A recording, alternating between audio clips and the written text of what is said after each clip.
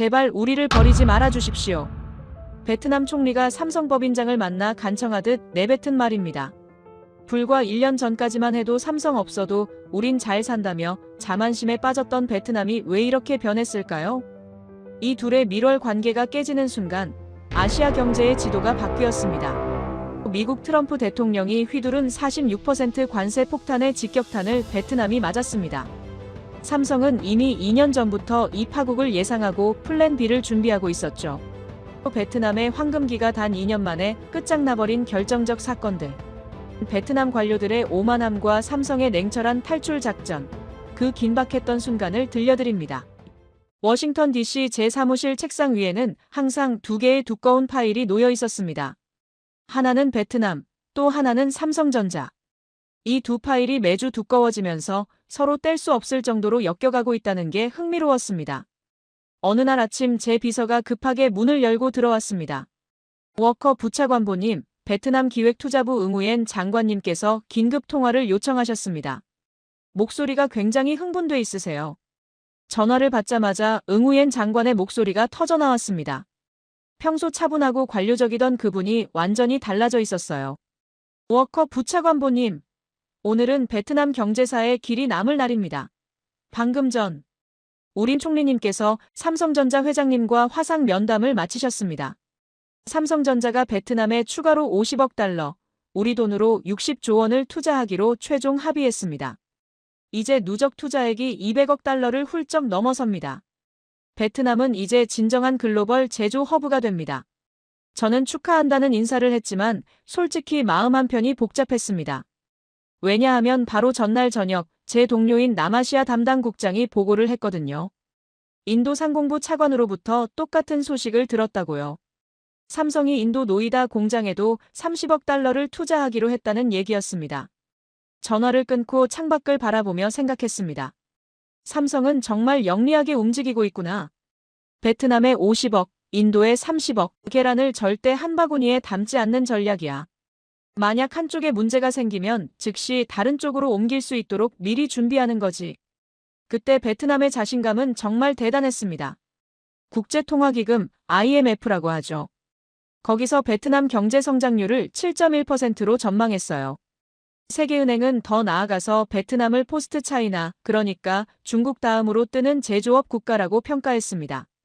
골드만삭스나 모건 스탠리 같은 월가의 큰 투자은행들도 앞다투어 베트남에 투자하라는 보고서를 쏟아냈죠. 제가 공식 출장으로 하노이에 도착했을 때 그 뜨거운 분위기가 피부로 느껴졌습니다. 노이바이 국제공항 새로 지은 제2터미널은 유리와 강철로 만들어진 현대식 건물이었고 곳곳에 외국 기업 광고판이 붙어 있었어요.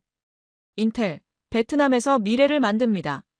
삼성, 베트남과 함께 성장합니다. 마이크로소프트, 하노이 혁신의 중심.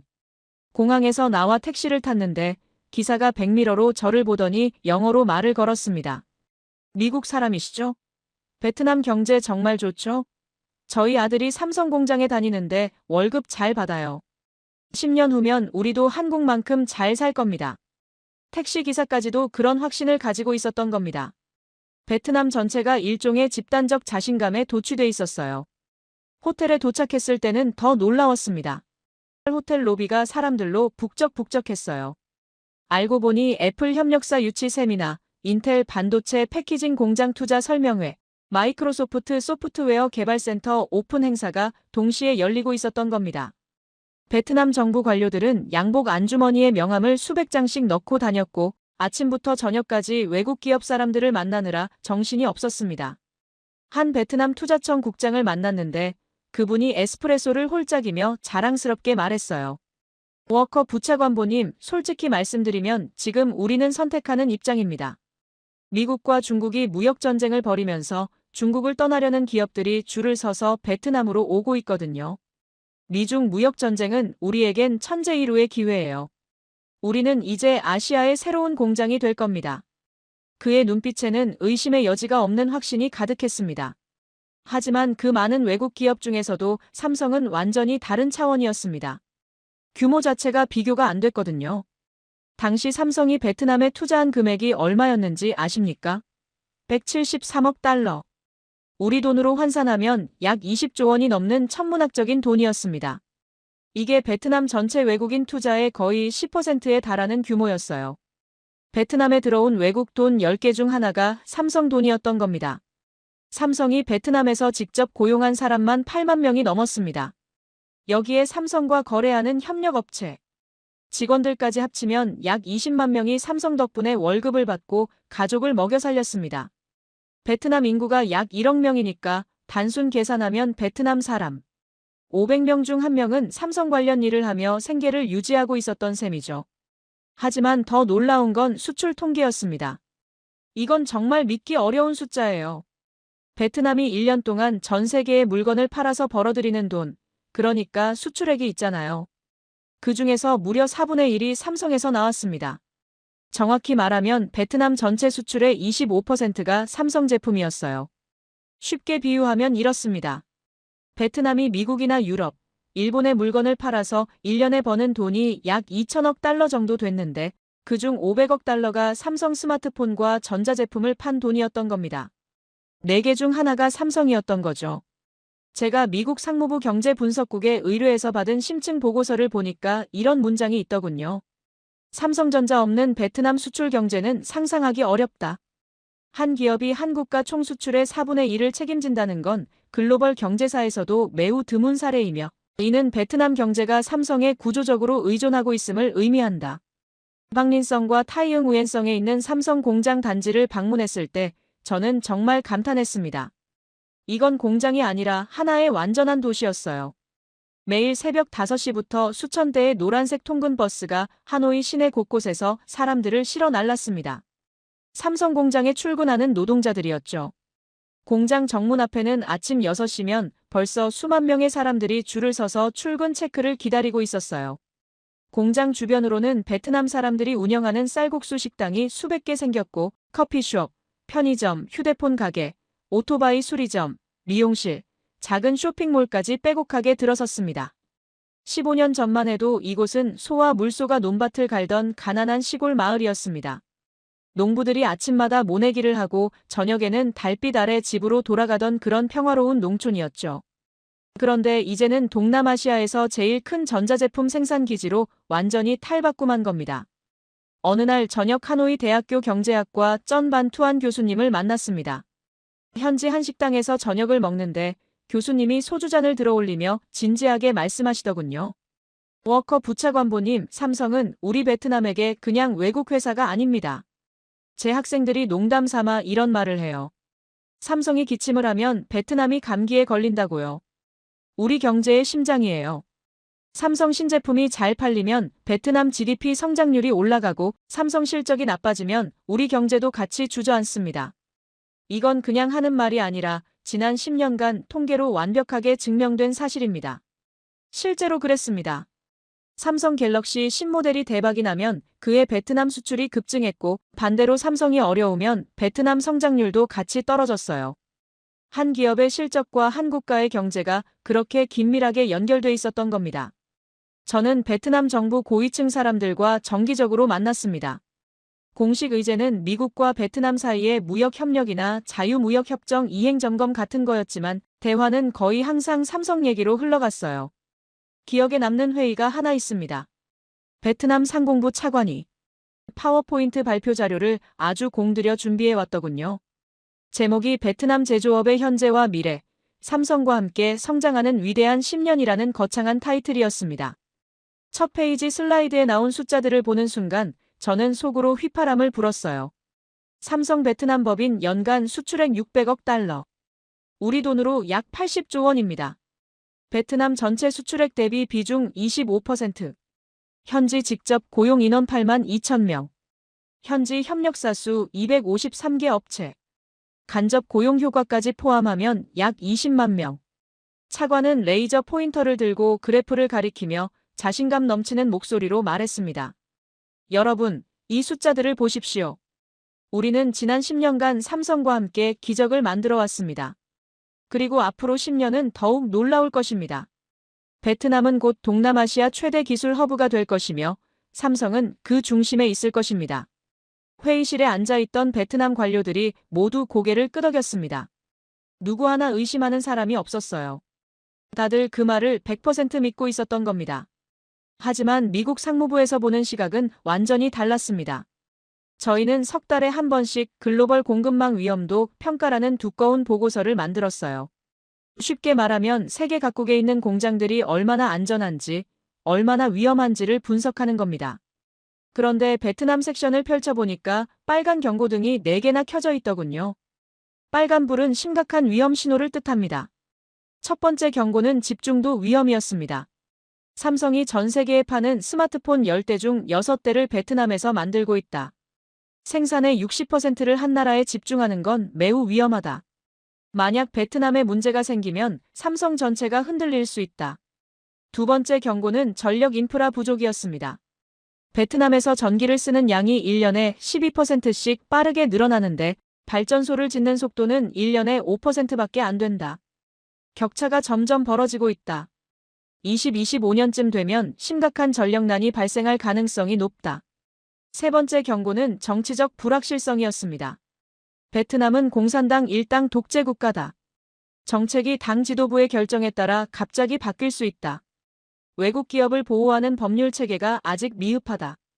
계약을 했어도 정부가 마음대로 바꿀 수 있는 여지가 있다. 네 번째 경고는 인력 문제였습니다. 첨단 제조업을 하려면 고급 기술을 가진 엔지니어들이 많이 필요한데 베트남 대학 교육 시스템이 그런 인재를 충분히 키워내지 못하고 있다. 단순 조립 노동자는 많지만 반도체나 디스플레이 같은 고급 제품을 다룰 수 있는 기술자가 부족하다. 보고서 마지막 페이지에 빨간 글씨로 권고사항이 아주 명확하게 적혀 있었습니다. 삼성전자는 생산 거점 다변화를 시급히 추진해야 한다. 베트남 집중도를 현재 60%에서 50% 이하로 빠르게 낮춰라. 인도, 인도네시아, 멕시코 등 대체 생산 거점을 신속히 확보하라. 그해 가을 저는 삼성 경영진 분들과 비공식 만찬을 가졌습니다. 워싱턴 조지타운에 있는 고급 한식당 개인실이었죠. 삼성전자 북미 총괄 부사장님과 글로벌 전략팀 상무님이 오셨어요. 갈비찜을 먹다가 저는 조심스럽게 여쭤봤습니다. 부사장님, 저희 분석으로는 베트남 집중도가 너무 높아 보입니다. 만약 베트남에 무슨 문제가 생기면 어떻게 대처하실 계획이십니까? 부사장님은 와인잔을 천천히 내려놓고 잠깐 생각하시더니 작은 미소를 지으며 말씀하셨습니다. 워커 부차관보님, 아주 날카로운 지적입니다. 하지만 너무 걱정하지 마십시오. 저희는 이미 만약의 상황에 대비하고 있습니다. 다만 아주 조용히 진행하고 있을 뿐입니다. 시장을 자극하고 싶지 않고 베트남 정부한테 잘못된 신호를 보내고 싶지 않거든요. 저는 고개를 끄덕였습니다. 역시 세계 1등 기업답다는 생각이 들었죠. 남들이 걱정하기 전에 이미 플랜 B를 준비해 놓는 거. 그게 글로벌 리더의 모습이구나. 연말이 되어 한 해를 정리하는 종합보고서를 쓸 때였습니다. 저는 베트남 섹션 마지막 부분에 이런 문장을 넣었습니다. 베트남은 현재 경제적 황금기를 누리고 있다. 하지만 이 성공이 지속 가능하려면 두 가지 전제 조건이 충족되어야 한다. 첫째, 전력 및 물류 인프라에 대한 대규모 투자가 시급히 이루어져야 한다. 둘째, 외국 투자 기업들과 맺은 약속과 계약을 신뢰할 수 있는 방식으로 이행해야 한다. 만약 이 두 가지 중 하나라도 무너진다면 베트남의 황금기는 우리가 생각하는 것보다 훨씬 빨리 끝날 수 있다. 그때 저는 몰랐습니다. 제 경고가 단 2년 만에 그것도 두 가지 모두 무너지는 방식으로 현실이 될 줄은요. 클리프행어 중국 우한이라는 도시에서 원인 모를 폐렴 환자들이 보고되기 시작했습니다. 2달 후 세계보건기구가 팬데믹, 그러니까 전 세계적 전염병을 선언했죠. 그리고 베트남에서 믿을 수 없는 일들이 벌어지기 시작했습니다. 코로나 바이러스가 드러낸 건 질병만이 아니었습니다. 베트남의 진짜 얼굴, 그 오만함과 자만심이었습니다. 워싱턴 제 사무실에서 컴퓨터 화상회의를 켰습니다. 상대는 베트남 하노이에 있는 미국 상공회의소 회장 마이클 코언이었죠. 평소 차분하고 침착한 분인데 화면 속 그의 얼굴에는 당황스러움과 분노가 동시에 보였습니다. 워커, 지금 베트남에서 믿을 수 없는 일이 벌어지고 있습니다. 베트남 정부가 한국발 항공편을 전면 차단했어요. 어제 인천공항에서 출발한 대한항공편이 하노이 공항까지 4시간을 날아갔는데 착륙 10분 전에 갑자기 착륙 허가가 취소됐습니다. 비행기가 그대로 인천으로 되돌아갔어요. 비행기 안에 누가 타고 있었는지 아십니까? 삼성 임원 3명과 엔지니어 17명이었습니다. 베트남 공장에서 생산 라인에 급한 문제가 생겨서 긴급 출장을 가던 분들이었어요. 근데 베트남 당국이 아무 예고도 없이 착륙을 막은 겁니다. 저는 즉시 베트남 외교부 미주국장에게 전화를 걸었습니다. 하지만 돌아온 대답은 냉담하기 그지없었어요. 워커 부차관보님, 지금은 국가 비상사태입니다. 방역이 최우선입니다. 한국발 입국자는 당분간 받을 수 없습니다. 이해해 주시기 바랍니다. 이해해달라고요? 이미 날아가고 있던 비행기를 돌려보내는 게 정상적인 방역 조치입니까? 죄송하지만 우리도 어쩔 수 없습니다. 전화가 끊어졌습니다. 저는 한숨을 쉬었죠. 뭔가 잘못 돌아가고 있다는 느낌이 들었습니다. 비행기 회항 사건은 시작에 불과했습니다. 그 후 며칠 동안 베트남에서 들려오는 소식들은 점점 더 심각해졌어요. 한국에서 도착한 사람들을 변두리에 있는 낡은 시설에 격리시키고 있다는 보고가 들어왔습니다. 방은 좁고 습했고 에어컨도 제대로 작동하지 않았으며 식사는 차가운 밥과 국 한 그릇이 전부였다고 해요. 한 삼성 직원이 제 동료에게 보낸 이메일에는 이렇게 적혀 있었습니다. 마치 죄인 취급을 받는 기분입니다. 저희가 무슨 범죄자입니까? 우리는 베트남 경제를 위해 일하러 온 사람들인데요. 제 팀에서 베트남 온라인 커뮤니티를 매일 모니터링했습니다. 베트남어를 영어로 번역한 게시물들을 보고 저는 정말 놀랐어요. 삼성은 당장 베트남을 떠나라. 한국인들은 코로나 바이러스를 퍼뜨리는 주범이다. 우리는 한국 기업 없이도 얼마든지 잘 살 수 있다. 차라리 일본 기업을 모셔오자. 애플도 있고 인텔도 있는데 삼성이 뭐가 대단한가. 이런 댓글들이 수천 개씩 올라왔습니다. 더 충격적인 건 지식인들까지 이런 분위기에 동조하고 있었다는 겁니다. 한 유명한 베트남 경제학 교수가 신문에 칼럼을 기고했는데 제목이 코로나가 증명한 베트남의 우월성이었어요. 내용을 요약하면 이랬습니다. 베트남은 코로나 방역에 완벽하게 성공했다. 우리의 공산당 시스템이 서구 민주주의보다 효율적이라는 것이 증명됐다. 한국은 확진자가 매일 수백 명씩 나오지만 우리는 거의 없다. 이제 세계가 베트남을 인정해야 한다. 우리가 한국보다 우월하다는 것을. 미국 상무부 내부 회의에서 이런 보고들이 올라왔을 때 제 동료 한 명이 심각한 표정으로 말했습니다. 워커, 이건 단순한 방역 조치의 문제가 아닙니다. 베트남이 외국 투자 기업들을 어떻게 생각하는지 보여주는 중요한 신호예요. 지금 베트남은 자신들이 선택하는 입장이라고 착각하고 있습니다. 저는 고개를 끄덕였습니다. 그리고 즉시 긴급 보고서 작성을 지시했죠. 저희 팀이 작성한 보고서 제목은 베트남의 위험한 자만심, 글로벌 공급망 리스크 재평가였습니다. 핵심 내용을 요약하면 이랬어요. 베트남이 코로나 방역 초기 성공에 도취되어 경제적 자신감이 과잉 상태로 전환되고 있다. 외국인 투자 기업들을 동등한 파트너로 보는 게 아니라 자신들에게 의존하는 존재로 착각하는 분위기가 감지된다. 특히 한국 기업들에 대한 대중 여론이 급격히 악화되고 있으며 정부도 이를 방치하거나 오히려 부추기는 듯한 태도를 보이고 있다. 이런 분위기가 계속되면 중장기적으로 투자 환경에 심각한 부정적 영향을 미칠 것이다. 보고서를 상부에 올리면서 저는 마지막 페이지에 빨간 글씨로 한 문장을 추가했습니다. 삼성은 이미 대응 계획을 실행에 옮기고 있을 가능성이 높다. 제 예상은 정확했습니다. 얼마 지나지 않아 비공식 루트를 통해 정보가 들어왔어요. 삼성 본사에서 코로나 발생 직후 긴급 이사회를 열었고 핵심 결론이 나왔다는 겁니다. 베트남 단일 집중은 더 이상 유지할 수 없다. 생산 거점을 빠르게 다변화해야 한다. 인도와 인도네시아 투자를 가속화하라.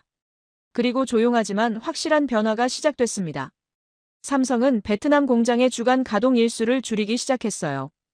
전에는 일주일에 닷새를 풀가동했는데 나흘로 줄인 겁니다. 겉으로 내세운 이유는 코로나로 인한 글로벌 수요 감소였지만 실제로는 물량을 인도 공장으로 조금씩 옮기기 시작한 거였습니다. 베트남 정부는 눈치를 못 챘습니다. 아니, 어쩌면 눈치를 챘어도 심각하게 받아들이지 않았을 수도 있어요. 왜냐하면 베트남 온라인에는 여전히 이런 댓글들이 올라오고 있었거든요. 삼성이 뭐가 대단한가? 우리한테는 애플도 있고 인텔도 있다. 한국 회사 하나 나가면 일본 회사가 들어온다. 전 세계가 베트남을 원한다. 우리는 선택받는 나라다. 그해 여름 저는 베트남 투자청 부청장을 화상으로 만났습니다. 그분은 여전히 자신만만했어요. 워커 부차관보님, 삼성 공장 가동률이 좀 떨어진 건 일시적인 현상입니다. 코로나만 지나가면 곧 정상으로 돌아올 겁니다. 우리는 여전히 전 세계 투자자들이 가장 선호하는 투자처입니다. 걱정하지 마세요. 저는 조심스럽게 물어봤습니다.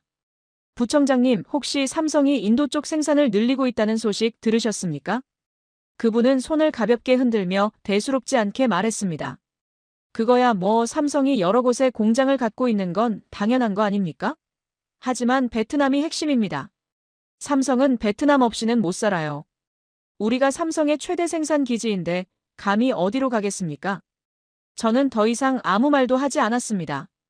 경고를 해봤자 소용없다는 걸 알았거든요. 어떤 사람들은 직접 부딪혀봐야 배우는 법이니까요. 하지만 숫자는 거짓말을 하지 않았습니다. 제가 입수한 무역 통계를 분석해보니 명확한 변화가 감지됐어요. 삼성이 베트남에서 생산하는 비율이 60%에서 57%로 조금씩 떨어지고 있었습니다. 반대로 인도에서 생산하는 비율은 20%에서 27%로 늘어났죠. 겉으로 보면 작은 변화 같지만 이건 엄청난 신호였습니다. 삼성이 본격적으로 베트남 의존도를 낮추기 시작했다는 명백한 증거였거든요. 그리고 정말 결정적인 사건이 터졌습니다. 2023년 여름, 베트남 전역을 폭염이 강타한 겁니다. 기온이 40도를 넘나들었어요.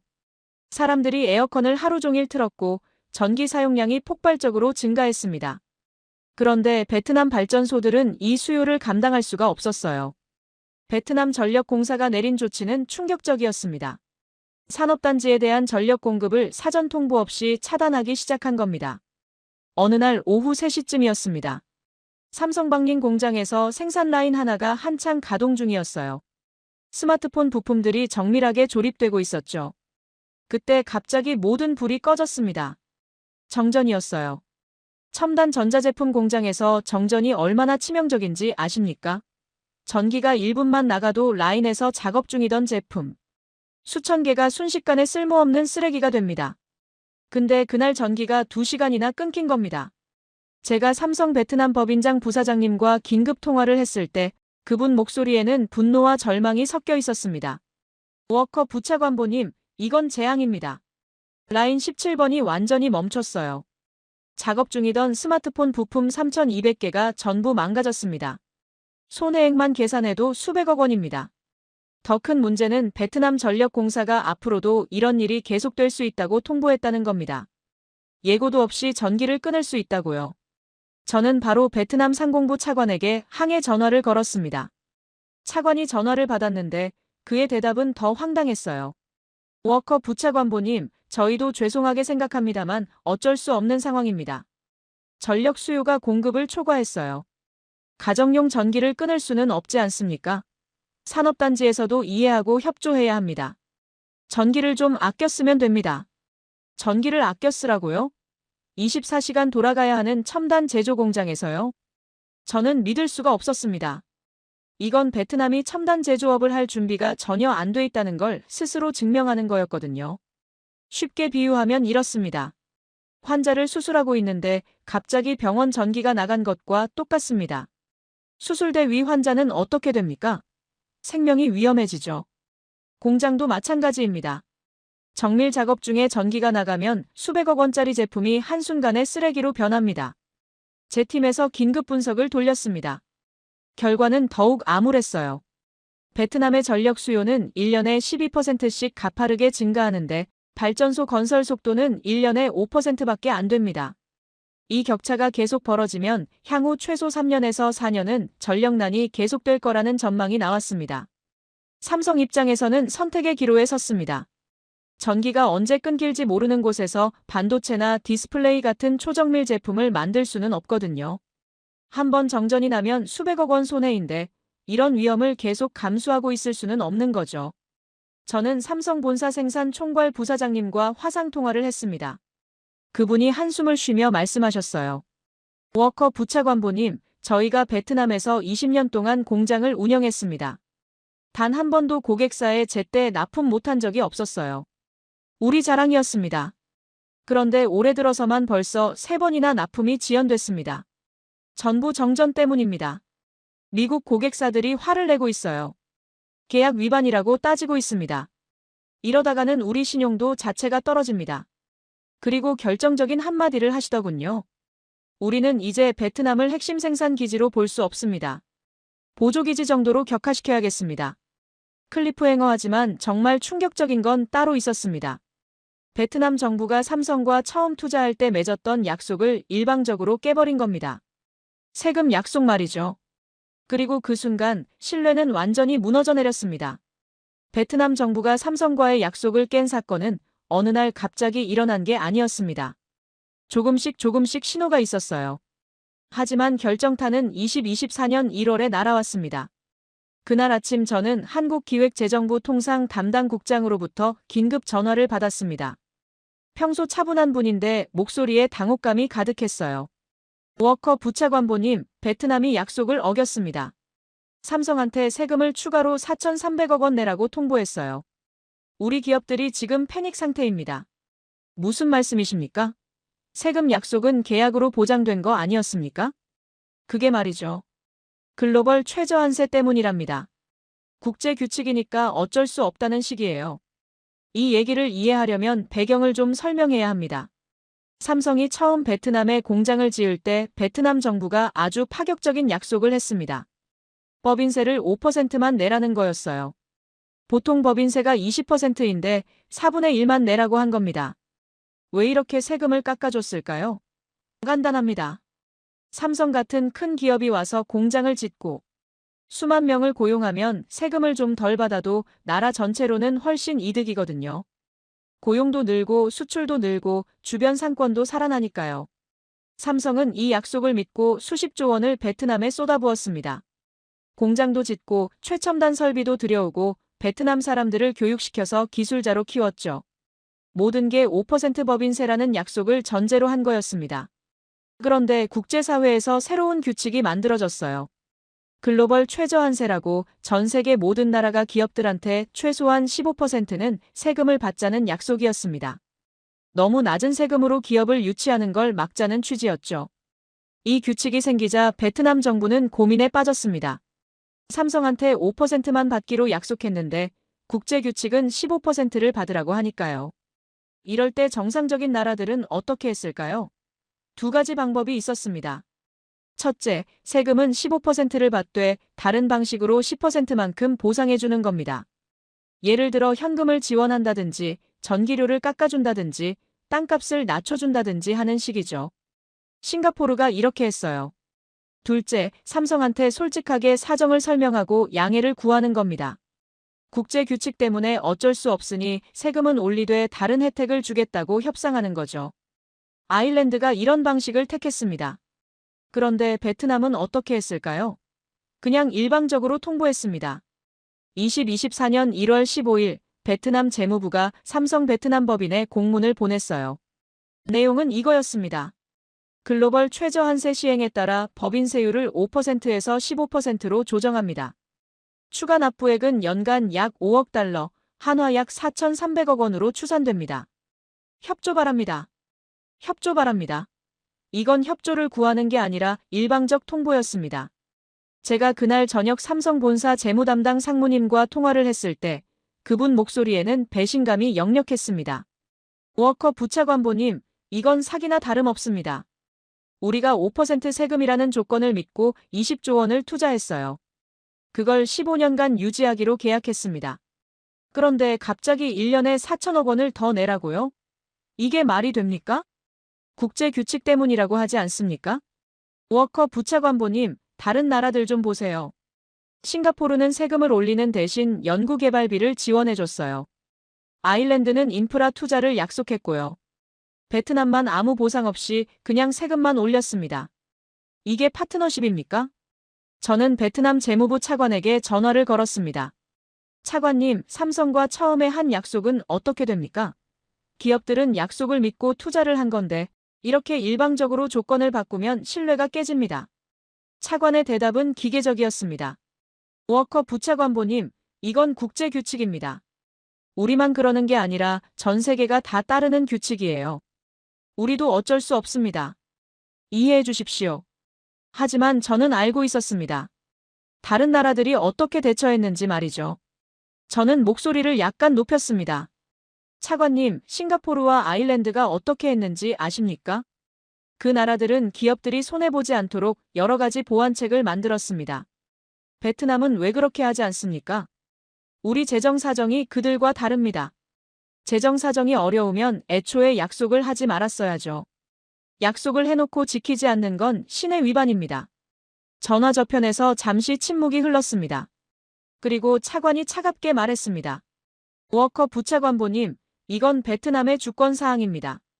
외국이 간섭할 문제가 아닙니다. 전화가 끊어졌습니다. 저는 그날 밤 긴급 보고서를 작성했습니다. 제목은 베트남의 계약 신뢰도 붕괴, 투자 환경 급격 악화였습니다. 보고서 핵심 내용은 이랬습니다. 베트남 정부가 삼성전자와 맺은 세제 약속을 일방적으로 파기했다. 이는 단순한 세율 조정이 아니라 계약 신의의 근본적 파괴다. 기업 입장에서 가장 중요한 건 세금 액수 자체가 아니라 약속의 신뢰성이다. 오늘 세금 약속을 어겼다면 내일은 무엇을 바꿀지 모른다는 불안감이 생긴다. 이는 베트남 투자 환경의 근본적 위험 요소로 작용할 것이다. 삼성 입장에서 보면 이게 얼마나 황당했겠습니까? 5% 세금이라는 조건을 믿고 20조 원을 쏟아부었는데 갑자기 1년에 4천억 원씩 더 내라는 겁니다. 10년이면 4조 원이 넘는 돈이에요. 하지만 진짜 문제는 돈이 아니었습니다. 신뢰였어요. 제가 삼성 본사 글로벌 전략실 부사장님과 만찬을 가졌을 때 그분이 이렇게 말씀하셨습니다. 워커 부차관보님, 4천억 원이 적은 돈은 아니지만 우리가 감당 못할 돈도 아닙니다. 진짜 문제는 믿을 수 없다는 겁니다. 오늘 세금 약속을 어겼으면 내일은 뭘 바꿀까요? 토지 사용료를 올릴까요? 환경 규제를 강화할까요? 우리는 예측할 수가 없어요. 예측 불가능한 곳에서는 장기 투자를 할 수 없습니다. 바로 그거였습니다. 한번 깨진 신뢰는 돈으로 회복할 수 없다는 거죠. 그리고 설상가상으로 전력 문제가 더 심각해졌습니다. 2024년 여름은 더 뜨거웠습니다. 기온이 연일 40도를 넘었고 전력 수요는 폭발했죠. 베트남 전력공사의 대응은 더 가혹해졌습니다. 산업단지에 주 4일만 전기를 공급하겠다고 통보한 겁니다. 일주일에 사흘은 공장 문을 닫으라는 얘기였어요. 박린성 산업단지 한국기업인 모임 회장님이 제게 전화를 했습니다. 목소리가 떨리고 있었어요. 워커 부차관보님, 우리가 지금 도박을 하고 있습니다. 내일 전기가 나올지 안 나올지도 모르는데 어떻게 생산 계획을 세웁니까? 미국 바이어한테 다음 주에 물건 보내드린다고 약속했는데 전기가 안 나오면 어떻게 합니까? 계약 위반으로 소송당합니다. 제가 베트남 산업부 차관에게 항해 전화를 걸었을 때 돌아온 대답은 더 황당했습니다. 워커 부차관보님, 기업들도 국가적 어려움을 이해하고 협조해야 합니다. 전기를 아껴 쓰면 됩니다. 꼭 필요한 라인만 돌리고 나머지는 쉬면 되지 않습니까? 차관님, 첨단 전자제품 공장이 어떻게 돌아가는지 아십니까? 라인을 선택적으로 끄고 켤 수 있는 게 아닙니다. 전체 시스템이 연결돼 있어요. 전기가 불안정하면 생산 자체가 불가능합니다. 그건 기업들이 해결할 문제 아닙니까? 제 머리가 지끈거렸습니다. 이 사람들은 정말 모르는 건지 아니면 모른 척하는 건지 알 수가 없었어요. 제 팀에서 분석한 자료는 더 암울했습니다. 베트남의 전력 수요는 1년에 13%씩 증가하는데 발전소 건설은 1년에 4%밖에 늘어나지 않고 있었어요. 격차가 점점 더 벌어지고 있었습니다. 게다가 베트남 정부는 새로운 발전소 건설 계획도 제대로 세우지 못하고 있었어요. 환경 문제, 예산 부족, 부패 척결 운동으로 인한 관료들의 결정 회피. 여러 가지 이유가 겹쳐서 발전소 프로젝트가 계속 지연되고 있었습니다. 한 베트남 에너지 전문가가 저한테 솔직하게 말했습니다. 워커 부차관보님, 솔직히 말씀드리면 이 문제는 최소 5년은 걸립니다. 지금 당장 발전소를 짓기 시작해도 완공까지 4, 5년 걸려요. 그동안 제조업체들은 불안정한 전력으로 버텨야 합니다. 5년이요? 첨단 제조업체들이 5년을 어떻게 버팁니까? 그건 제가 대답할 수 있는 문제가 아닙니다. 삼성은 이미 결론을 내렸습니다. 워커 부차관보님, 우리 이사회에서 결정했습니다. 베트남을 더 이상 핵심 생산 기지로 유지할 수 없습니다. 전력이 불안정한 곳에서 반도체나 디스플레이 같은 초정밀 제품을 만들 수는 없어요. 한번 정전 나면 수백억 원이 날아가는데 이런 위험을 계속 감수할 수는 없습니다. 그럼 어떻게 하실 겁니까? 인도로 옮깁니다. 인도는 전력이 안정적이에요. 정부도 외국 기업 유치에 적극적이고요. 우리는 베트남 생산 비중을 향후 2년 안에 40%까지 낮출 겁니다. 60%에서 40%로요? 네, 20%포인트를 인도로 옮깁니다. 엄청난 결정이었습니다. 삼성 전체 스마트폰 생산의 20%를 옮긴다는 건 수십 개 공장과 수만 명의 인력 이동을 의미했거든요. 하지만 저는 그분의 결정을 이해했습니다. 기업 입장에서는 생존이 걸린 문제였으니까요. 베트남 정부는 이 소식을 듣고서야 뒤늦게 심각성을 깨달았습니다. 베트남 기획투자부 장관이 급하게 제게 전화를 했어요. 평소에 자신감은 온데간데 없고 목소리에 불안이 가득했습니다. 워커 부차관보님, 삼성이 정말 생산을 인도로 옮기고 있습니까? 이건 심각한 문제입니다. 우리 경제에 엄청난 타격이에요. 장관님, 당연하지 않습니까? 세금 약속도 어겼고 전기도 제대로 안 나오는데 왜 계속 베트남에 있겠습니까? 하지만 우리는 삼성의 최대 파트너입니다. 과거에는 그랬습니다, 장관님. 하지만 지금은 상황이 달라졌어요. 약속을 지키지 않는 파트너와는 누구도 오래 함께할 수 없습니다. 우리가 뭘 해야 합니까? 삼성을 붙잡으려면 어떻게 해야 합니까? 저는 솔직하게 말했습니다. 장관님, 이미 늦었을 수도 있습니다. 한번 깨진 신뢰를 회복하는 건 매우 어렵습니다. 하지만 시도는 해보셔야죠. 첫째, 세금 문제를 재협상하십시오. 둘째, 전력 문제 해결 로드맵을 구체적으로 제시하십시오. 셋째, 그리고 가장 중요한 건 앞으로는 약속을 반드시 지키겠다는 확실한 보장을 주는 겁니다. 전화가 끊어진 후 저는 창밖을 바라보며 생각했습니다. 베트남은 너무 늦게 깨달았구나. 파트너를 당연하게 여기면 안 되는데 말이야. 그런데 베트남의 악몽은 여기서 끝이 아니었습니다. 더 큰 폭탄이 날아오고 있었습니다. 백악관에서 말이죠. 트럼프 대통령이 베트남을 향해 관세 망치를 들어올렸습니다. 그리고 그 한 방이 베트남 경제의 급소를 정확하게 강타했습니다. 워싱턴 DC 백악관 웨스트윙 상황실이었습니다. 저는 긴 타원형 테이블 한쪽 끝에 앉아 있었고 트럼프 대통령이 테이블 중앙에 자리했습니다. 양옆으로 무역대표부 대표, 재무장관, 상무장관이 앉아 있었고요. 대통령 앞에는 각국 무역 통계가 담긴 두꺼운 서류철이 놓여 있었습니다. 트럼프 대통령이 서류를 한 장씩 넘기다가 베트남 페이지에서 멈췄어요. 그리고는 안경 너머로 숫자들을 뚫어지게 쳐다봤습니다. 베트남이 우리한테 무역 적자를 얼마나 만들고 있지? 무역대표부 대표가 즉시 대답했습니다. 작년 기준으로 약 1,100억 달러입니다. 대통령님. 우리 돈으로 약 140조 원 정도 됩니다. 트럼프 대통령의 눈썹이 올라갔습니다. 1,100억? 베트남이? 그 작은 나라가 우리한테 1,100억 달러어치를 팔아먹었다고. 도대체 뭘 그렇게 많이 파는 거야? 제가 설명을 드렸습니다. 대통령님, 주로 전자제품입니다. 스마트폰, 노트북, 텔레비전, 이어폰 같은 겁니다.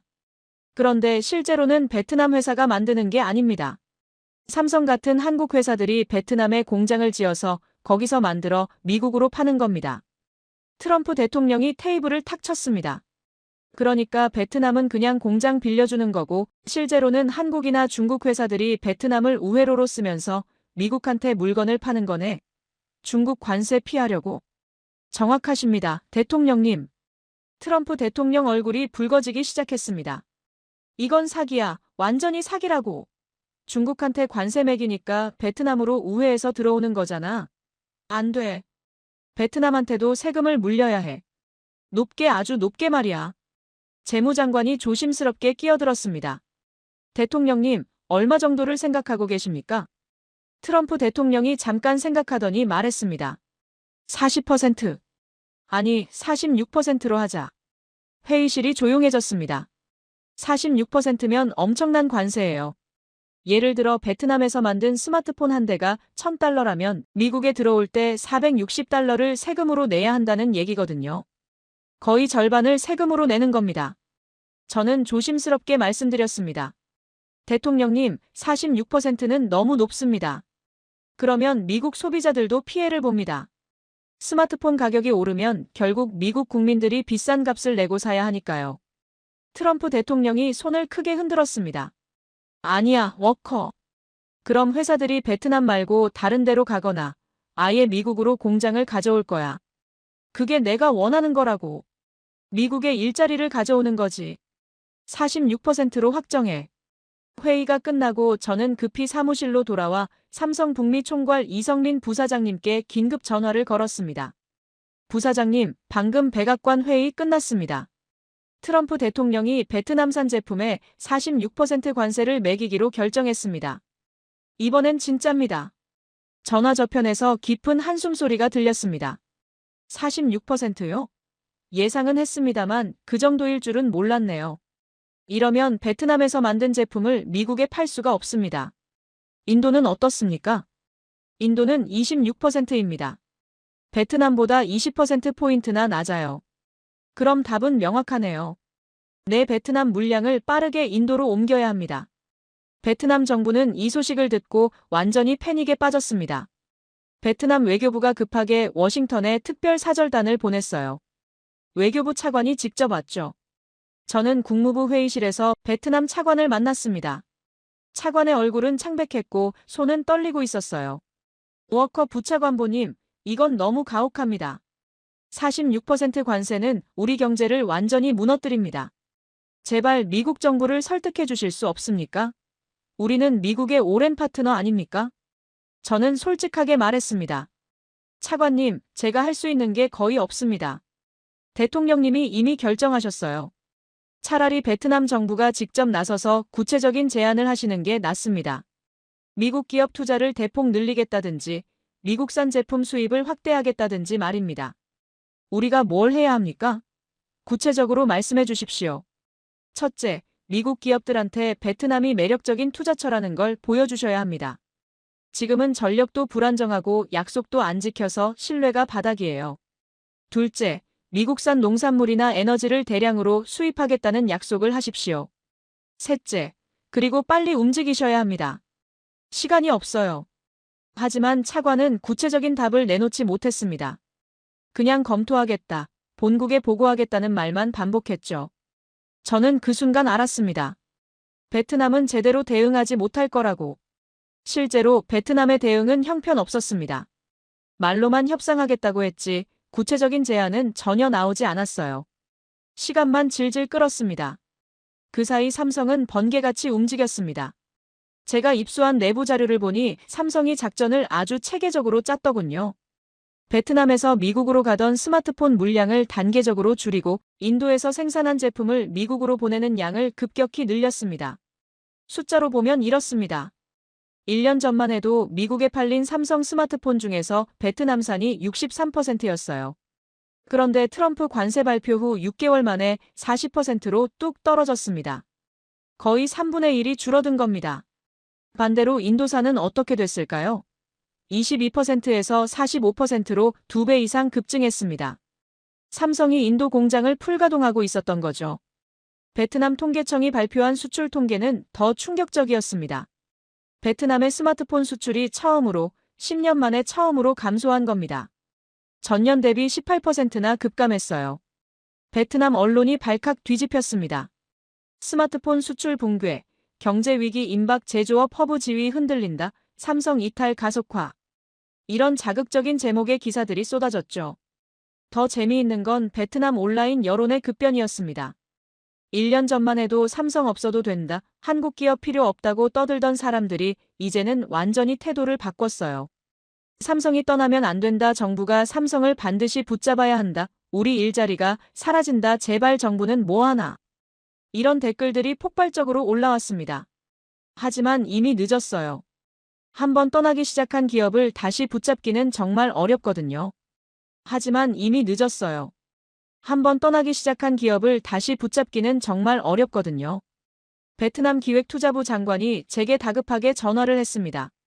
목소리가 떨리고 있었어요. 워커 부차관보님, 우리 경제가 무너지고 있습니다. 스마트폰 수출이 18%나 줄었어요. 삼성이 정말로 떠나고 있습니다. 어떻게 해야 합니까? 장관님, 제가 몇 달 전에 경고했었죠. 약속을 지키셔야 한다고, 전력 문제를 해결하셔야 한다고. 그때 들으셨어야 했습니다. 지금이라도 늦지 않았습니다. 우리가 뭘 해야 삼성을 붙잡을 수 있습니까? 장관님, 솔직히 말씀드리면 쉽지 않습니다. 삼성은 이미 결정을 내렸어요. 인도에 대규모 투자를 했고 생산 라인을 옮기고 있습니다. 이걸 되돌리려면 엄청난 인센티브를 주셔야 하는데 베트남이 그럴 여력이 있습니까? 우리 총리께서 직접 삼성 회장님을 만나고 싶어 하십니다. 만나서 뭐라고 하실 건데요? 장관님, 총리께서 삼성을 만나시려거든 구체적인 제안을 준비하십시오. 세금 감면, 전력 안정 공급 보장, 인프라 투자 약속, 그리고 가장 중요한 건 앞으로는 절대 약속을 어기지 않겠다는 확실한 보장입니다. 말만 가지고는 안 됩니다. 저는 삼성 본사 글로벌 전략실 상무님과 통화를 했습니다. 상무님이 차분하게 말씀하셨어요. 워커 부차관보님, 베트남 정부로부터 연락이 왔습니다. 판밍증 총리가 직접 우리 회장님을 만나고 싶다고 합니다. 만나실 겁니까? 이에 거절할 이유는 없죠. 들어는 봐야죠. 하지만 우리 결정은 이미 났습니다. 베트남 생산 비중을 향후 1년 반 안에 35%까지 낮출 겁니다. 지금 60%인데 35%로 줄이는 거죠. 25%포인트를 인도와 인도네시아로 옮깁니다. 완전히 떠나시는 건 아니군요. 아닙니다. 완전히 철수하지는 않습니다. 베트남도 여전히 중요한 생산 기지 중 하나예요. 하지만 핵심은 아닙니다. 이제는 인도가 우리 아시아 전략의 중심입니다. 베트남은 여러 옵션 중 하나일 뿐입니다. 계란을 여러 바구니에 나눠 담으시는 거군요. 정확합니다. 한 나라에 모든 걸 걸었다가 당한 게 이번이 처음이 아니에요. 중국에서도 비슷한 경험을 했죠. 이제는 어느 한 나라에 과도하게 의존하지 않습니다. 현명한 결정이십니다. 그리고 베트남이 배워야 할 교훈이기도 합니다. 외국 투자자를 함부로 대하면 안 된다는 건 말입니다. 저는 마지막으로 물었습니다. 상무님, 베트남 총리가 만나자고 하는데 뭐라고 말씀하실 겁니까? 경청하겠습니다. 하지만 우리 계획을 바꾸지는 않을 겁니다. 그리고 정말로 베트남 총리가 삼성을 찾아왔습니다. 하노이 총리 집무실에서 삼성 베트남 법인장을 만난 겁니다. 저는 그 자리에 있지 않았지만 참석했던 미국 상공회의소 관계자로부터 전말을 들었습니다. 총리가 거의 간청하다시피 했다고 합니다. 제발 베트남을 떠나지 말아달라. 세금은 재협상하겠다. 전력 문제도 최우선으로 해결하겠다. 베트남 인재를 더 많이 고위직으로 발탁해달라. R&D 센터를 더 확대해달라. 삼성 측은 정중하게 들었지만 확답을 하지 않았다고 합니다. 검토하겠다, 본사에 보고하겠다는 말만 했죠. 저는 그날 저녁 보고서를 작성했습니다. 제목은 베트남 삼성 관계의 종말, 신뢰 회복 불가능 판정이었습니다. 보고서 마지막 문장은 이랬습니다. 1년 전 삼성을 무시하고 떠나라고 외치던 베트남이 이제는 무릎을 꿇고 간청하고 있다. 하지만 한번 깨진 신뢰는 아무리 빌어도 돌아오지 않는다. 베트남은 너무 늦게 배웠다. 파트너를 함부로 대하면 안 된다는 것을. 그리고 그 대가는 앞으로 10년 이상 베트남 경제를 괴롭힐 것이다. 베트남의 몰락은 다른 나라들에게 분명한 메시지를 보냈습니다. 외국 투자자를 함부로 대하면 어떤 일이 벌어지는지. 그리고 삼성은 전 세계에 증명했습니다. 우리는 언제든 옮길 수 있다고. 우리를 필요로 하는 나라는 많다고. 선택하는 건 우리라고. 하노이 소피텔 레전드 메트로폴 호텔 로비였습니다. 저는 베트남 상공회의소가 주최하는 외국인 투자자 간담회에 참석하려고 이곳에 왔었죠. 로비에 들어서는 순간 분위기가 심상치 않다는 걸 느꼈습니다. 1년 전만 해도 이 호텔 로비는 외국 기업인들로 북적였었어요. 투자 상담을 받으려는 베트남 관료들이 양복을 빼입고 명함을 돌리며 웃음 띤 얼굴로 악수를 청하던 곳이었죠. 그런데 지금은 텅 비어 있었습니다. 간담회장으로 안내받아 들어가니 참석자가 고작 30명 남짓이었어요. 1년 전에는 200명이 넘게 왔었는데 말이죠. 베트남 상공부 차관이 단상에 올라 인사말을 시작했습니다.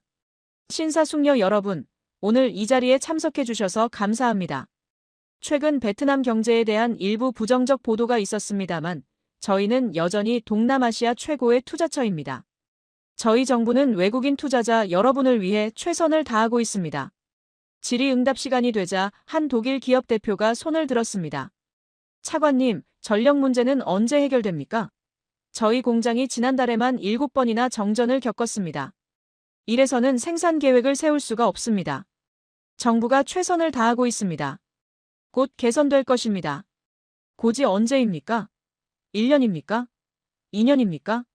차관은 명확한 답을 하지 못했습니다. 또 다른 한국 기업 대표가 일어났습니다.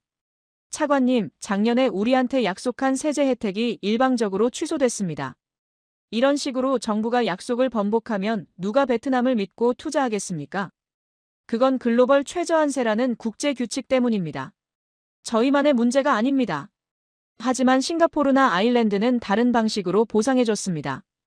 왜 베트남은 아무것도 안 해줍니까? 회의장 분위기가 싸늘하게 식어갔습니다. 차관은 더 이상 제대로 된 답변을 하지 못하고 회의를 서둘러 마쳤습니다. 회의가 끝난 후 저는 복도에서 베트남 투자청 부청장을 우연히 마주쳤습니다. 1년 전 그토록 자신만만하던 그분의 얼굴은 이제 초췌해 보였어요. 워커 부차관보님, 잠깐 이야기 좀 나눌 수 있을까요? 우리는 호텔 라운지로 자리를 옮겼습니다. 솔직히 말씀드리면 우리 정부 내부가 지금 혼란스럽습니다. 삼성이 정말로 떠나고 있어요. 인텔도 베트남 투자를 보류했습니다. 애플 협력사들도 인도를 더 선호하고 있고요. 저희가 뭘 잘못한 걸까요? 저는 솔직하게 말했습니다. 부청장님, 잘못한 게 한두 가지가 아닙니다. 첫째, 파트너를 당연하게 여겼어요. 삼성이 영원히 있을 거라고 착각했죠. 둘째, 약속을 지키지 않았습니다. 세금 약속을 일방적으로 깼어요. 셋째, 기본 인프라도 제대로 못 갖췄습니다. 전기도 안정적으로 못 공급하면서 첨단 제조업 허브가 되겠다고 했죠. 부청장이 고개를 떨구었습니다. 우리가 너무 자만했던 것 같습니다. 코로나 방역 성공하고 나서 우리가 뭐든 할 수 있다고 착각했어요. 이제라도 깨달으셨으면 다행입니다. 하지만 문제는 너무 늦었다는 겁니다. 정말 회복할 방법이 없을까요? 저는 잠시 생각하다가 말했습니다. 불가능하지는 않습니다. 하지만 엄청난 노력이 필요합니다. 첫째, 전력 문제를 해결해야 합니다. 발전소 건설을 최우선 국가 과제로 삼으십시오. 둘째, 기업들과의 약속을 반드시 지키십시오. 한번 어긴 약속을 회복하려면 10배 더 노력해야 합니다. 셋째, 그리고 가장 중요한 건 겸손해지는 겁니다. 외국 기업들을 파트너로 존중하십시오. 부청장이 고개를 끄덕였습니다. 하지만 그의 눈빛에서 확신은 보이지 않았어요. 그날 저녁 저는 삼성 베트남 법인 임원들과 저녁 식사를 했습니다. 워커 부차관보님, 저희가 베트남에서 15년을 일했습니다. 이 나라를 정말 좋아했어요. 베트남 사람들 성실하고 똑똑하고 배우려는 의지도 강했습니다. 우리는 베트남과 함께 성장하고 싶었어요. 하지만 베트남 정부가 우리를 배신했습니다. 약속을 어겼어요. 우리를 당연하게 여겼죠. 솔직히 마음이 아픕니다. 우리 직원 8만 명 중 7만 5천 명이 베트남 사람들이에요. 이분들 일자리가 어떻게 될지 걱정됩니다.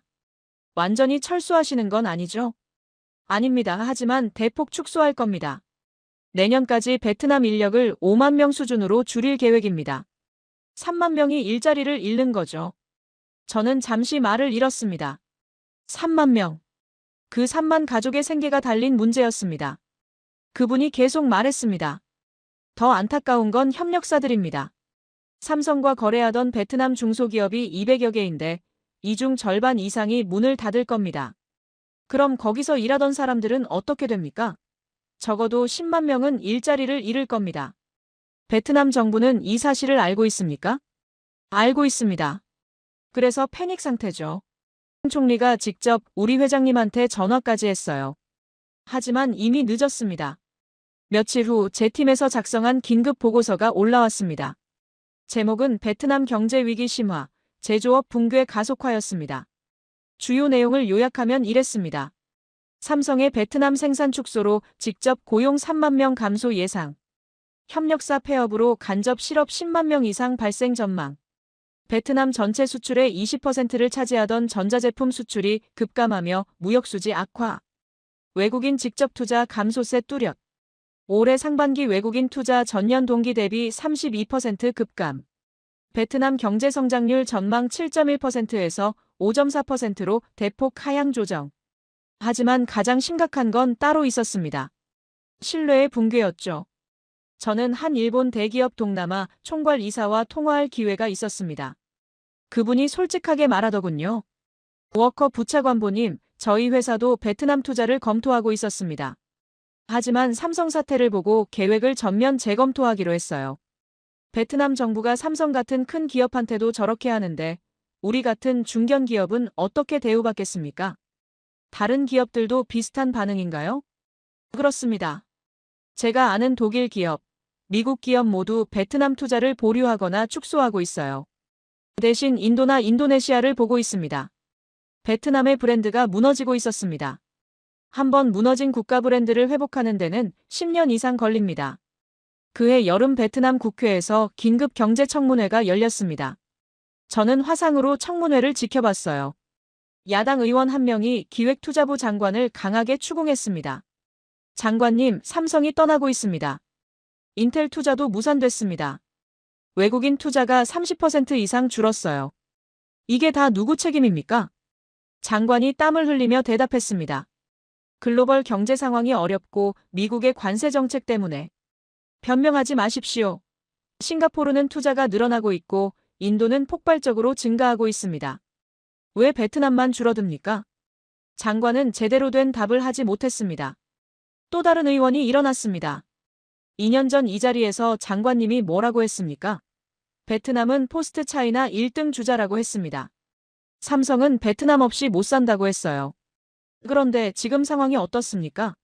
삼성이 인도로 가고 있지 않습니까? 청문회장이 술렁거렸습니다. 저는 그 장면을 보면서 생각했습니다. 베트남은 너무 늦게 깨달았구나. 자만심의 대가가 이렇게 크다는 걸. 그날 밤 저는 긴 보고서를 작성했습니다. 제목은 베트남 사례가 주는 교훈, 신뢰의 경제학이었습니다. 핵심 결론은 이거였습니다. 경제에서 신뢰는 화폐보다 중요하다. 베트남은 단기적 이익을 위해 장기적 신뢰를 저버렸다. 세금 몇천억 원을 더 걷어들이려다 수십조 원의 투자를 잃었다. 전기료를 아끼려다 제조업 전체를 잃어가고 있다. 이것이 자만심의 대가다. 클리프행어하지만 베트남의 악몽은 여기서 끝이 아니었습니다. 더 큰 재앙이 다가오고 있었습니다. 베트남 경제의 또 다른 기둥이 흔들리기 시작한 겁니다. 바로 부동산이었습니다. 호치민 시내 중심가 레로이 거리였습니다. 저는 베트남 최대 부동산 개발업체 빈그룹 본사 앞을 지나가고 있었어요. 1년 전만 해도 이 건물 앞에는 아파트 분양을 받으려는 사람들이 줄을 섰었습니다. 새벽부터 텐트를 치고 밤을 새우며 순서를 기다렸죠. 부동산 불패 신화가 살아있던 시절이었습니다. 그런데 지금은 건물이 텅 비어 있었습니다. 입구에 붙어있던 화려한 분양 광고는 발에서 찢어져 있었고 유리문 안쪽은 어두웠어요. 택시기사가 백미러로 저를 보며 말했습니다. 저기 건물 보이시죠? 1년 전만 해도 베트남에서 제일 잘 나가는 회사였어요. 지금은 망했습니다. 사장이 구속됐어요. 무슨 일이 있었습니까? 사기입니다. 회사 돈을 빼돌렸대요. 은행에서 돈을 빌려서 아파트를 짓는다고 하고는 다른 데 썼다나 뭐라나. 수십조 원이래요. 저는 이미 그 사건을 알고 있었습니다. 베트남 역사상 최대 규모의 금융 사기 사건이었거든요. 사건의 주인공은 쯔엉미란이라는 여성 재벌이었습니다. 그녀는 베트남 최대 부동산 그룹 중 하나인 반타인 그룹 회장이었죠. 겉으로는 성공한 여성 사업가였지만 뒤에서는 엄청난 사기를 저지르고 있었습니다. 그녀가 한 일을 간단히 설명하면 이렇습니다.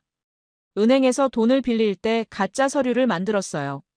실제로는 100억 원 가치의 땅인데 1000억 원짜리라고 속여서 돈을 빌린 겁니다. 그렇게 빌린 돈이 얼마였을까요? 무려 270억 달러. 우리 돈으로 35조 원이 넘습니다. 더 충격적인 건 베트남 GDP의 약 3%에 해당하는 금액이라는 겁니다. 한 사람이 나라 전체 경제의 3%를 사기쳤다는 얘기죠. 이 사건이 터지면서 베트남 금융 시스템 전체가 흔들렸습니다. 중앙은행 회의실에서 만났는데 부총재의 얼굴은 창백했어요. 워커 부차관보님, 우리 금융 시스템이 큰 위기에 직면했습니다. 예금 인출 사태가 벌어지고 있습니까? 아직은 아닙니다. 하지만 기업들이 채권 발행을 못하고 있어요. 투자자들이 베트남 채권을 사지 않습니다. 우리 금융시장을 믿을 수 없다는 겁니다. 정부가 대책을 세우고 있습니까? 세우려고 하는데 쉽지 않습니다. 비슷한 사례가 더 있을 거라고 모두가 의심하고 있습니다. 실제로 그랬습니다. 사건 이후 수사가 확대되면서 다른 부동산 재벌들도 줄줄이 조사를 받기 시작했어요. 제 팀에서 작성한 분석 보고서를 보니 상황이 정말 심각했습니다. 베트남 기업 채권 시장이 사실상 마비 상태. 기업들이 채권을 발행해도 투자자가 사지 않음. 은행들도 대출을 극도로 조임. 부동산 개발 프로젝트 파이낸싱 거의 중단. 결과적으로 건설 현장 곳곳에서 공사 중단. 저는 호치민 외곽 2TM 지구를 방문했습니다. 몇 년 전부터 대규모 신도시 개발이 진행되던 곳이었죠. 도착해서 본 광경은 충격적이었습니다. 수십 개의 아파트 건설 현장이 모두 멈춰 있었어요. 크레인은 녹이 슬어 있었고 콘크리트 기둥만 덩그러니 서 있었습니다. 공사장 입구에는 자물쇠가 채워져 있었죠. 한 현장 앞에서 50대 후반으로 보이는 남성이 철조망을 붙잡고 안을 들여다보고 있었습니다. 저는 통역을 데리고 그분께 다가갔어요. 실례지만 무슨 일이십니까? 저 아파트요 작년에 분양받았어요. 제 평생 모은 돈 전부를 계약금으로 냈습니다. 2억 동. 우리 돈으로 1,000만 원 정도 됩니다. 베트남 사람한테는 엄청난 돈이에요. 그런데 공사가 중단됐습니다. 회사가 망했대요. 제 돈은 어떻게 됩니까? 정부가 보상해주지 않습니까? 정부요? 정부는 아무것도 안 해줍니다. 저 같은 사람이 수만 명입니다. 우리 다 속은 거예요. 남성은 다시 철조망을 붙잡고 안을 바라봤습니다. 저는 그날 본 것을 보고서에 자세히 기록했습니다. 베트남 부동산 시장 붕괴로 인한 서민 피해 심각. 분양받은 아파트가 미완성 상태로 방치되며 수만 명이 평생 저축 손실. 정부의 구제책 부재로 사회 불만 증폭. 이는 제조업 위기와 겹치며 베트남 경제 전반에 악영향. 하지만 더 큰 문제가 있었습니다. 관료들이 아무 결정도 내리지 못하고 있다는 겁니다. 베트남 정부는 2023년부터 대대적인 부패 척결 운동을 벌였습니다. 좋은 취지였죠. 부패한 공무원들을 처벌하겠다는 거였으니까요. 하지만 방법이 문제였습니다. 너무 가혹했어요. 저는 한 베트남 중앙부처 국장과 비공식 만남을 가졌습니다. 이름은 밝힐 수 없지만 20년 넘게 공직에 있던 분이었어요. 워커 부차관보님, 솔직히 말씀드리면 지금 우리 관료 사회는 완전히 얼어붙었습니다. 무슨 뜻입니까? 아무도 결정을 내리지 않으려고 합니다. 서류에 사인하는 순간 나중에 어떤 책임이 돌아올지 모르거든요. 지금 분위기로는 10년 전에 사인한 서류 때문에도 구속될 수 있어요. 그럼 업무가 어떻게 돌아갑니까? 안 돌아갑니다. 모든 게 멈춰 있어요. 인허가, 예산 집행, 프로젝트 승인. 전부 지연되고 있습니다. 얼마나 지연됩니까? 예전에는 한 달 걸리던 인허가가 지금은 6개월 걸립니다. 어떤 건 1년 넘게 걸려요. 기업들이 미치겠다고 난리입니다. 왜 정부가 시스템을 바로잡지 않습니까? 바로잡으려는 사람도 처벌받을까봐 두려워해요. 악순환입니다. 저는 그 얘기를 듣고 충격을 받았습니다. 부패를 없애려다 정부 자체가 마비된 겁니다. 실제 사례를 하나 들려드리겠습니다. 한 미국 기업이 베트남에 공장을 지으려고 했어요. 토지 사용 허가를 신청했는데 담당 공무원이 서류를 받아놓고 6개월 동안 아무것도 안 했습니다. 미국 기업이 항의했죠. 왜 처리를 안 하느냐고. 공무원이 대답했습니다. 제가 사인하면 나중에 뭔가 문제가 생길 수 있습니다. 토지 가격이 적정했는지, 환경 영향 평가가 충분했는지, 나중에 누가 문제 삼을 수 있어요. 그럼 저는 구속됩니다. 그래서 사인 못하겠습니다. 그럼 언제 사인할 겁니까? 글쎄요, 상황이 나아지면요. 미국 기업은 결국 포기하고 인도로 갔습니다. 저는 이런 사례들을 수십 건 수집했습니다. 그리고 보고서를 작성했죠. 제목은 베트남 행정마비, 부패 척결의 역설이었습니다. 핵심 내용은 이거였습니다. 베트남 정부의 강력한 반부패 캠페인이 예상치 못한 부작용을 낳고 있다. 관료들이 책임을 두려워해 아무 결정도 내리지 않는 상태. 결과적으로 인허가 지연, 예산 집행 중단, 프로젝트 표류. 이는 외국인 투자자들에게 베트남이 사업하기 어려운 나라라는 인식을 심어주고 있다. 부패한 정부도 문제지만 아무것도 하지 않는 정부는 더 큰 문제다. 그해 가을 저는 베트남을 다시 방문했습니다. 하노이 시내를 걸어다니면서 변화를 느낄 수 있었어요. 1년 전만 해도 밤거리가 불빛으로 가득했었습니다. 고급 레스토랑, 루프탑바, 쇼핑몰이 환하게 빛났죠. 젊은이들이 최신 아이폰을 들고 셀카를 찍으며 웃었습니다. 그런데 지금은 달랐습니다. 많은 상점이 문을 닫았어요. 임대 공실이라는 팻말이 붙은 건물들이 늘어났습니다. 거리를 걷는 사람들의 표정도 어두웠죠. 한 카페에 들어가 주인과 이야기를 나눴습니다. 50대 여성이었는데 3년 전에 카페를 열었다고 했어요. 처음 2년은 정말 잘 됐어요. 손님이 많았고 돈도 잘 벌었죠. 작년까지만 해도 하루에 100명은 왔어요. 그런데 지금은 하루에 20명도 안 옵니다. 왜 그렇게 됐을까요? 사람들한테 돈이 없어요. 삼성 공장에서 일하던 사람들이 많이 잘렸어요. 건설 현장도 멈췄고요. 월급쟁이들이 줄어드니까 커피 마실 돈이 어디 있겠어요? 장사를 계속하실 겁니까? 다음 달까지만 버텨보려고요. 그때까지 안 좋아지면 문 닫아야죠. 뭐 하겠어요. 여성의 눈가에 눈물이 맺혔습니다. 저는 그날 밤 호텔방에서 긴 보고서를 썼습니다. 제목은 베트남 경제의 3중 위기, 제조업 부동산 행정 동시 붕괴였습니다. 보고서 결론 부분에 저는 이렇게 썼습니다. 베트남은 지금 3가지 위기를 동시에 겪고 있다. 첫째, 삼성 등 제조업 이탈로 인한 고용 위기. 둘째, 부동산 시장 붕괴로 인한 금융 위기. 셋째, 관료 사회 마비로 인한 행정 위기. 이 3가지가 악순환을 만들고 있다. 제조업이 무너지니 실업자가 늘고 실업자가 늘어나니 부동산이 안 팔리고 부동산이 안 팔리니 은행이 어려워지고 은행이 어려우니 기업이 돈을 못 빌리고 기업이 돈을 못 빌리니 투자가 줄고 그 와중에 관료들은 아무 결정도 못 내리며 상황을 더 악화시키고 있다. 그리고 마지막 문장을 이렇게 썼습니다. 베트남이 이 위기에서 벗어나려면 최소 5년 이상 걸릴 것이다. 하지만 그 5년 동안 잃어버린 외국인 투자와 신뢰를 회복하는 데는 10년 이상 걸릴 것이다. 베트남은 너무 큰 대가를 치르고 있다. 자만심의 대가를. 하지만 이야기는 여기서 끝이 아닙니다. 베트남의 몰락을 지켜본 다른 나라들이 움직이기 시작했습니다.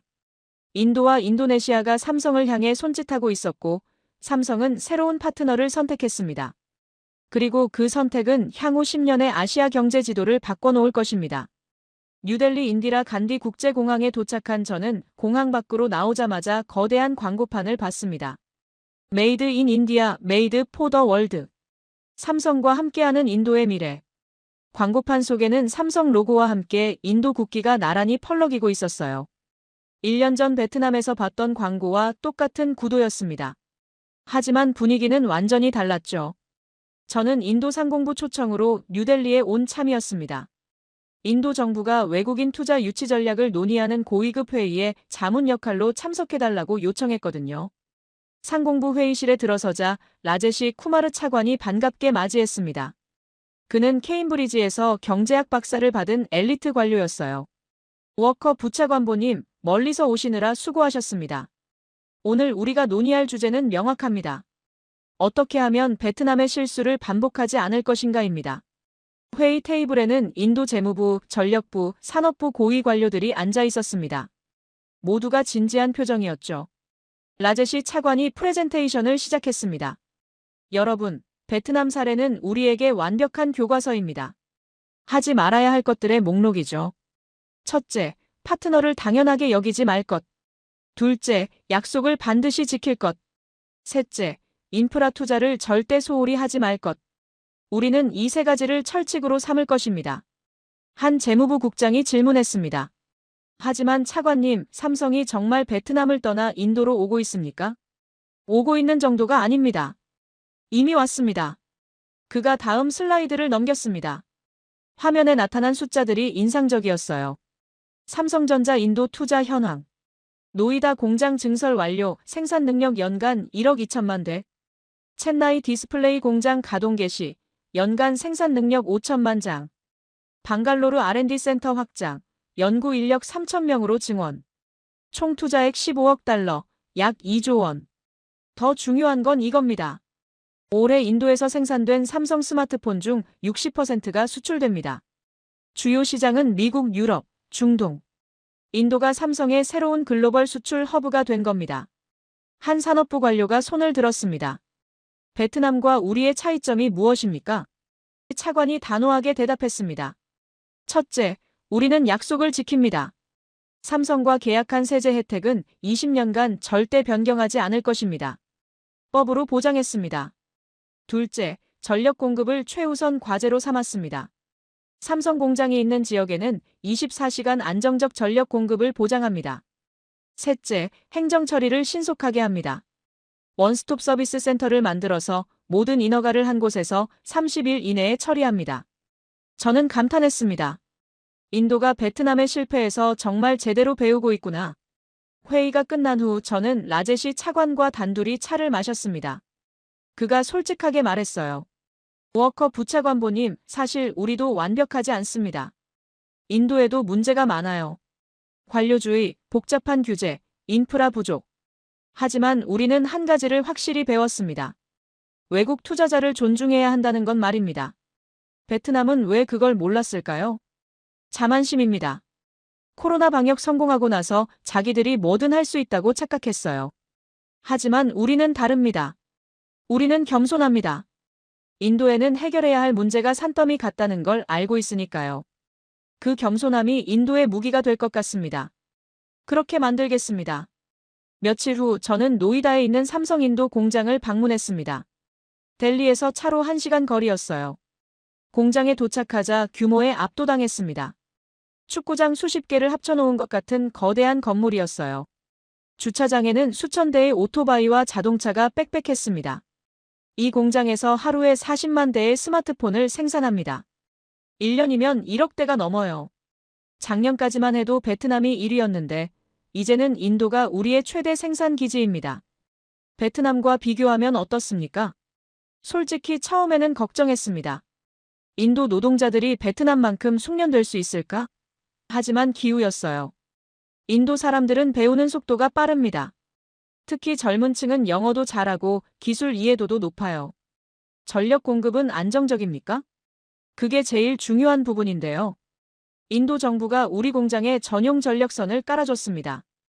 1년 동안 단 한 번도 정전이 없었어요. 베트남에서는 한 달에 2~3번씩 정전됐는데 말이죠. 우리는 공장을 한 바퀴 돌았습니다. 박 상무님이 한 라인 앞에서 멈춰 섰어요. 여기가 미국 수출용 라인입니다. 여기서 만든 제품은 전부 미국으로 갑니다. 베트남산은 46% 관세를 내야 하는데 인도산은 26%만 내면 되거든요. 20%포인트 차이가 엄청난 겁니다. 그럼 베트남 공장은 어떻게 됩니까? 축소할 겁니다. 내년이면 베트남 생산 비중이 30% 아래로 떨어질 거예요. 인도는 50%를 넘어설 거고요. 베트남 직원들은 어떻게 됩니까? 그게 제일 마음 아픈 부분입니다. 우리가 15년 동안 키운 인력들이에요. 가족 같았어요. 하지만 비즈니스는 감정으로 할 수 없습니다. 베트남 정부가 우리를 배신했어요. 우리도 살아남아야 합니다. 다음 날 저는 인도 총리실을 방문했습니다. 모디 총리를 직접 만날 수 있었어요. 총리 집무실은 의외로 소박했습니다. 화려한 장식 없이 깔끔했죠. 모디 총리가 저를 맞으며 악수를 청했습니다. 워커 부차관보님, 만나서 반갑습니다. 미국 상무부에서 보낸 베트남 사례 분석 보고서 잘 읽었습니다. 매우 유익했어요. 도움이 되셨다니 기쁩니다, 총리님. 모디 총리가 창밖을 바라보며 말했습니다. 베트남 이야기를 들으면서 저는 많은 생각을 했습니다. 한 나라가 성공하려면 2가지가 필요하다는 걸 깨달았어요. 능력과 겸손. 베트남은 능력은 있었지만 겸손이 없었습니다. 인도는 아직 능력이 부족합니다. 하지만 우리는 겸손합니다. 배워야 한다는 걸 압니다. 총리님, 삼성이 인도를 선택한 이유가 뭐라고 보십니까? 3가지입니다. 첫째, 우리는 약속을 지킵니다. 법으로 보장합니다. 둘째, 우리는 거대한 시장입니다. 14억 인구는 엄청난 자산이에요. 셋째, 우리는 민주주의 국가입니다. 규칙이 투명하고 법이 작동합니다. 베트남은 일당 독재 국가라 언제 규칙이 바뀔지 모르죠. 인도의 미래를 어떻게 보십니까? 우리는 이제 시작입니다. 베트남이 실수한 덕분에 우리에게 기회가 왔어요. 이 기회를 놓치지 않을 겁니다. 10년 후 인도는 세계 제조업의 중심이 될 것입니다. 총리의 눈빛에는 확신이 가득했습니다. 클리프행어하지만 인도만 움직인 게 아니었습니다. 동남아시아의 또 다른 거인 인도네시아도 삼성을 향해 손짓하고 있었습니다. 그리고 삼성은 계란을 세 개의 바구니에 나눠 담기로 결정했습니다. 베트남은 더 이상 유일한 선택지가 아니었습니다.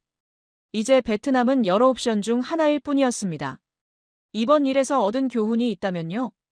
두 가지입니다. 첫째, 파트너는 당연한 게 아닙니다. 상호 존중이 있어야 관계가 지속됩니다. 베트남은 우리를 당연하게 여겼어요. 둘째, 계란을 한 바구니에 담으면 안 됩니다. 중국에서도 배웠고 베트남에서 또 배웠습니다. 이제는 절대 반복하지 않을 겁니다. 베트남의 미래를 어떻게 보십니까? 어렵습니다. 한번 무너진 신뢰를 회복하려면 10년은 걸립니다. 우리뿐 아니라 다른 기업들도 베트남을 경계하고 있어요. 베트남이 정말 변하지 않는 한 예전으로 돌아가기 힘들 겁니다. 반면 삼성은 완벽한 대응을 보여주었다. 조기 경고 신호 포착, 신속한 대안 마련, 단호한 실행. 감정이 아닌 데이터로 판단했고 과거에 대한 미련이 아닌 미래에 대한 전략으로 움직였다. 이 사건이 주는 교훈은 명확하다. 경제에서 신뢰는 모든 것의 기초다. 신뢰 없이는 어떤 계약도, 어떤 투자도 지속될 수 없다. 국가든 기업이든 파트너를 존중하고 약속을 지키고 겸손해야 한다. 그것이 장기적 번영의 유일한 길이다. 베트남은 비싼 수업료를 냈다. 이제 다른 나라들이 이 사례에서 배워야 할 차례다. 여러분은 어떻게 보셨나요? 1번 삼성이 잘했다. 2번 삼성이 못했다. 번호만 눌러서 댓글 남겨주세요.